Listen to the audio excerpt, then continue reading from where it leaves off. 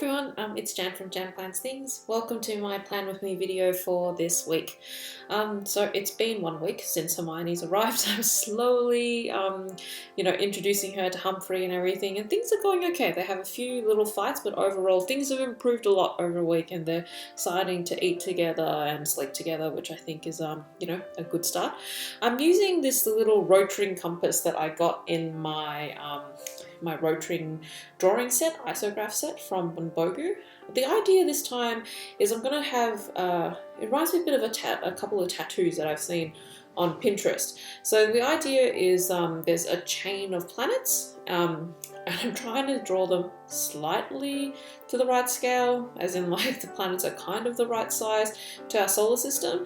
I've measured a central line across the center of the notebook, and now I'm just using the compass to draw the planets. This is me just adjusting it because I realized that I didn't leave enough spacing between the planets, so try again.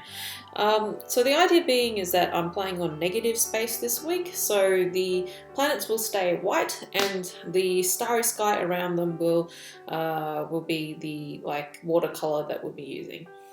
This week I'll be using almost the same materials that I did last week, so if you check out last week's video with the space cats, I have a little bit more information about the materials that I was using for everything. So I'm trying to keep the solar system kind of in one single line in the middle, and I can do my entries top and bottom of the page. So I think this type of style can be finished pretty easily with either if you wanted it diagonally across this page or just on the top if you wanted a header as well. I think it's really easy to do and it's kind of fun to do. I added Pluto to the right because I grew up in the 90s and Pluto was still a planet when I was growing up. Plus Sailor Pluto from Sailor Moon was like my favorite Sailor Scout, so I kind of include it anyway. Plus the main thing is that it's nice and small, so it doesn't hurt too much to put it in. So I'm freehanding the circles now. If you wanted it neater, I do recommend using a circle template. But to kind of get over that, you can see me just kind of darkening the lines a little bit. So it's one of the tricks that I do a lot when I'm drawing circles and I am lazy. So what I do is I kind of just freehand use I'm using the Micron at the moment. I just kind of freehand just draw over the line heaps and heaps of times, kind of like you can see now I'm just doing little loop-de-loops, and the idea being is that the more you go over it, on average it'll look like a circle and the stylization is okay. So when I'm doing really big, like when I'm doing the black date bubbles, I do the same technique. So I just keep on drawing swirls and swirls and swirls until on average it looks like a full circle. What I'm doing now is I'm just dotting in a couple of the moons. So I have the NASA website open at the same time, and some things are easy. Earth has 1 moon, Mars has 2, but like Jupiter has so many. So I kind of just like averaged it out. Some of them have like 4 dozen moons. I had no idea. I learnt so much. So I've kind of like on average just put a few moons around because, I figured some of them would be on the other side. And now I'm also putting in a few cute little stars, mainly so that I can put the gold paint on and look nice and shiny throughout the week, because I reckon whenever you're doing like Space Week, it's always good to have shiny in there if you can. And then I'm just colouring in the little rectangles so I can keep track of my weeks. So up to March week 3 already. That's kind of exciting. I have been enjoying March a lot. I do love doing this thing. I find it also because it's so easy to do. What I'm doing now is I'm using masking fluid. I'm just applying it on all the planets and on the little stars and the moons so that I don't have to paint around them when I'm doing the wash later on. So the idea with the wash, especially on paper like the LT or even the Archer and Olive, is to move as quickly as possible so you can get a blend. And if you spend so much time painting around the little stars, what you're going to get instead is a buildup of color around the little objects, and it makes it look not as nice. The wash isn't as consistent and you don't get that beautiful flowing watercolor look that you're trying to achieve. Now always remember to use a brush that you don't care about too much, because even if you do look after it a lot, you still get a bit of gunk. You can see me returning to the water brush, so the water jar, as often as possible. So what I'm doing now is you can see I'm just dotting out some purple and some blues. I'm using the 3, it's kind of like the backwards L shape on my palette, which is the dark cyan purple, a cerulean blue and a dark purple. So I'm actually showing you this full time. full-time, real time. So I'm using the fattest Princeton Glacier brush I have. It's a synthetic brush. The main reason is I wanted to hold a lot of water and I can apply it very quickly. So I'm just doing little swirls and swishes, and you can kind of see with the 3 blobs of color that I haven't mixed them all together.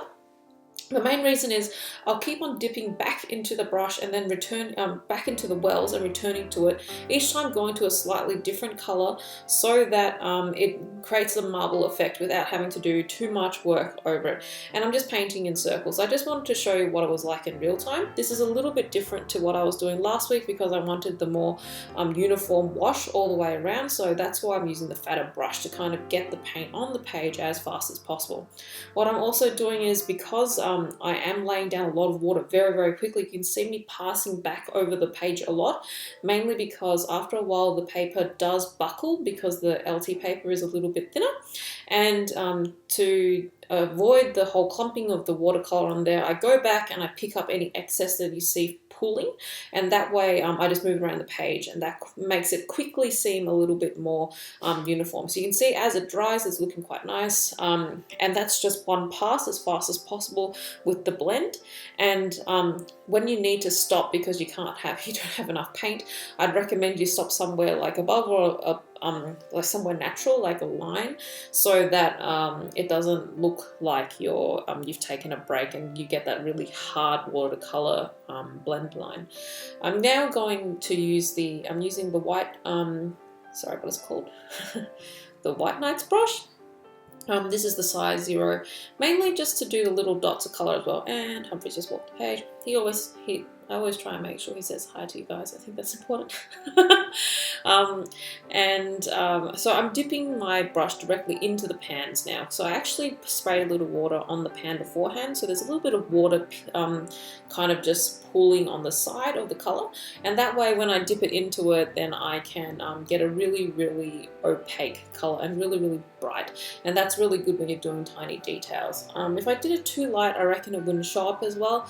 But you can do it lighter and build it up if you're doing outlining or something like that. For something like this, I reckon you want to be dipping directly into the pigment as much as possible, because of the way watercolor works, it lightens up that way much better.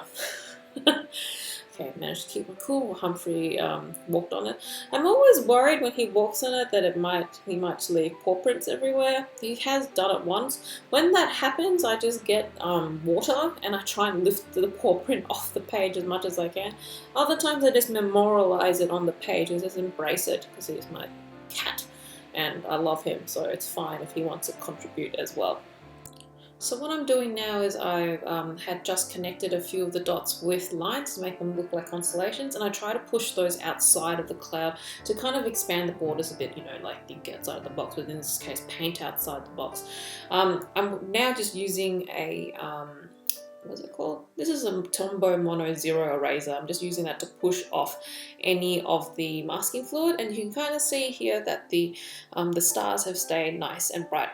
And then also I failed to paint within the lines of that center planet. I was thinking to myself, it's too big, it'll be fine, I can paint around it. Turns out, no, I couldn't. But that's okay. Embrace all the mistakes. So I'm just removing all of the masking fluid now, and I'm going to use this Finetec gold just to fill in the stars. The Finetec color, you can still see when you use it, the water kind of little metal pigments kind of floating in the water. So you have to kind of wet it and then wait for it to thicken up again if you want a really opaque color. And I find that's how you get that nice foily effect on the page if you wanted to. Had to take a bit of a break because Humphrey and Hermione were having a little bit of a sprint around the house. That's okay. What it did mean was that it gave me time to fix up to thicken up the paint and make it a little bit more opaque. Now using the dot card from Peppercorn Arts. Now the difference between handmade watercolors, I think, and the store-bought ones is that Connie from Peppercorn, she tries to mold the paint so that there's like barely any binder and lots of pigment. So it kind of paints on like molten metal, which was really awesome. So I have to beg her for a bright gold now because I reckon it will look awesome. But I really like using that dot card, so I've just tried to use a little bit of the copper and some of the purple along the things as well. I mean, the thing is, if I had known the purple was as opaque as it was, I would have done a whole bunch of the smaller stars in the deep purple, the constellation stars, because I reckon they would have added lots of shiny to the page, and I love subtle shiny on the page.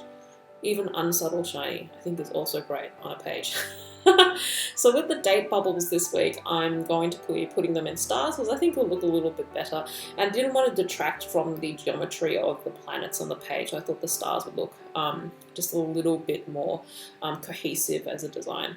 I'm using the Sakura jelly roll just to do the dates, and the Tombow Fudenosuke was what I used to do the lettering. So I'm not going to colour in the planets, but I reckon if you wanted to, you could use it as like a mood tracker for the week. So you could paint in each planet depending on how you felt, and just do it patterned, however you feel like it. And I think that could work as well, so it has a double use. So that is my plan with my video for this week. No cats in the drawing, but trying to change it up every now and again. I hope you enjoyed it, and I'll see you guys next week. Bye!